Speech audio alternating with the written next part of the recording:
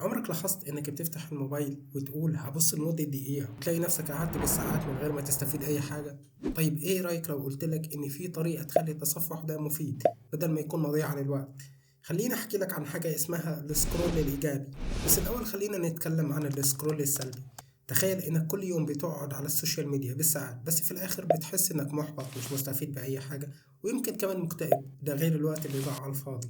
ده لأن المحتوى العشوائي بيشتغل على دماغك زي جانك فود، يديك إحساس مؤقت بالمتعة، وللأسف عقلك بيحب المتعة السريعة، ولكن في الحقيقة بيتم استهلاك طاقتك ووقتك بدون فائدة. وللحل الموضوع ده احنا هنحاول نطبق موضوع السكرول الإيجابي في حياتنا، واللي هو باختصار قبل ما تفتح أي تطبيق اسأل نفسك أنا داخل ليه؟ داخل أعمل إيه؟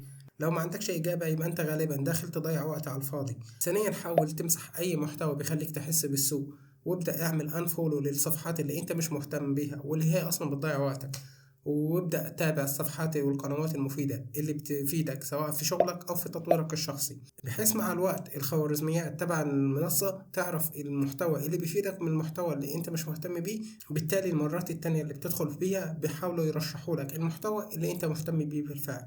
خصص وقت محدد يوميا للتصفح بدل ما تسيب السوشيال ميديا تسرق وقتك على الفاضي. جرب تخلي أول 10 دقايق في مشاهدة فيديوهات تعليمية أو تحفيزية بدل ما تبدأ يومك بكمية الأخبار السلبية والتافهة. وحاول على قد ما تقدر تتجنب الأخبار اللي أنت مش بإيدك تغيرها. اهتمامك الزايد بيها هو بيضرك أكتر ما بيفيدك. حاول ان تصفحك يكون في التاب الخاصة بالصفحات اللي انت مشترك بيها. يعني على سبيل المثال لو بتدخل على اليوتيوب حاول تدخل على صفحة السبسكريبشن، بحيث ان تظهر لك الصفحات اللي انت مهتم بيها، علشان تتأكد ان الحاجات اللي هتظهر لك ما تكونش عشوائية وانما الحاجات اللي انت مهتم بيها بالفعل. طيب هل الامر ده مفيد؟ ناس كتيرة لما بدأت تتحكم في نوعية المحتوى اللي بتشوفه لاحظت انها بقت اكتر انتاجية ونفسيتها بتتحسن ووقتها بقى مستغل بشكل افضل. حتى لو بتستخدم السوشيال ميديا للترفيه خليك ذكي في اختيار المحتوى اللي بتتفرج عليه. صدقني انت مش محتاج تتفرج على كل حاجة طول اليوم، ولكن الوظيفة الأكبر لأي صفحة رئيسية في أي سوشيال ميديا إنها تأكلك أي حاجة وأنت هتاكل حرفيا.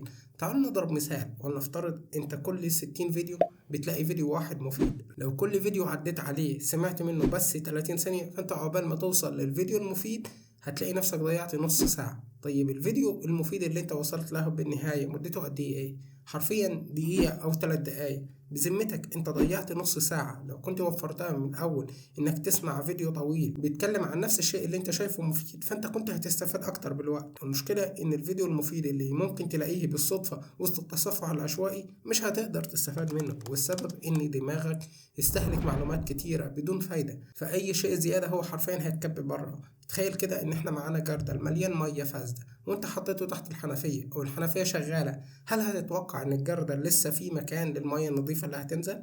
ده بالظبط دماغك. الكلام اللي بقوله ممكن يكون شويه مثالي، مش بقولك ان كل تصفحك يكون اشياء جاده ومفيده، ولكن الهدف من الفيديو ده انك تحاول تستغل وقتك بدل ما تضيعه في الفضاء، ضيعه بذكاء. والتحدي باختصار جرب لمده اسبوع انك تتحكم في المحتوى اللي بتشوفه وشوف هتحس بإيه، وقول لنا إيه التغييرات اللي لاحظتها بعد ما بقى طبقت السكرول الإيجابي. لو وصلت لحد هنا فدي علامة إنك عايز تستفيد من وقتك. ممكن تنضم لينا في رحلتنا للتطوير من خلال إنك تشترك في القناة. وأشوفك الفيديو الجاي. سلام.